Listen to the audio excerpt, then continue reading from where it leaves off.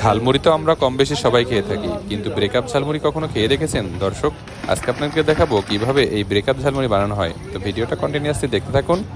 তো দর্শক দেখতেই পাচ্ছেন এখানে কিন্তু অনেক প্রকারের জিনিস দিয়ে এই ব্রেকআপ ঝালমুড়ি বানানো হয়। গজা থেকে শুরু করে সর্বপ্রকারের জিনিস দিয়ে এই ব্রেকআপ ঝালমুড়ি বানানো হয়।